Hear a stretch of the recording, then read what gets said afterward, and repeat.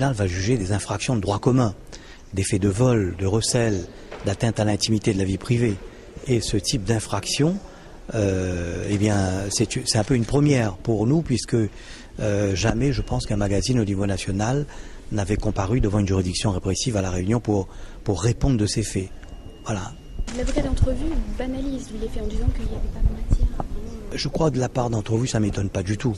Ce sont des gens qui sont habitués à utiliser n'importe quel moyen pour arriver à leur fin, et ça ne m'étonne pas qu'ils essayent de banaliser ou de minimiser leurs responsabilités.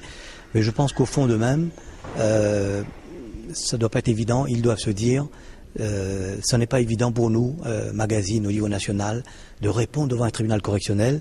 Contrairement à tout ce qu'on pense, ça ne leur arrive pas souvent au niveau national. Ce sont des procès relativement rares.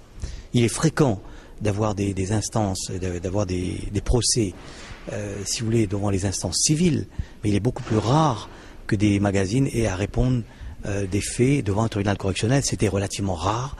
C'est arrivé par exemple dans l'affaire des photos de M. Mitterrand, par exemple, pour vous citer un exemple, mais c'est relativement rare.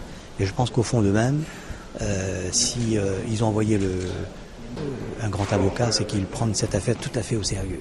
La cliente n'est pas présente, quel est son état d'esprit? Surtout obtenir des réparations, reconnaître son statut de victime, mais après aussi déposer ce fardeau et tourner la page. Pourquoi n'a-t-elle pas souhaité être présente Je crois que ça n'aurait pas été évident pour elle de revoir encore ces photos, raviver les blessures. Ça a été, malgré tout ce qu'a dit l'avocat d'entrevue, il faut savoir qu'elle était profondément traumatisée dans cette affaire, et ce traumatisme est sincère.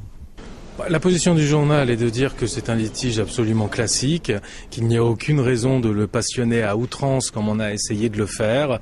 Il n'y a rien de méchant, il n'y a rien de bien grave. Il y a 6 photographies d'une Miss France qui, comme toutes les années, se sont retrouvées dans la presse un peu people. Voilà. Et quelques semaines après, Valérie Bègue posait elle-même volontairement pour le magazine Closer. Bon, voilà, il n'y a pas de quoi en faire.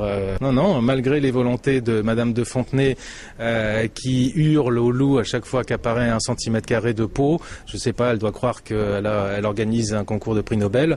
Personne ne lui a retiré sa couronne. Quelle stratégie allez-vous développer tout à l'heure à l'occasion du procès? Une stratégie des plus simples, faire face à nos responsabilités, les plus simples qu'elles soient, pour ce que mon client a fait et uniquement ce qu'il a fait.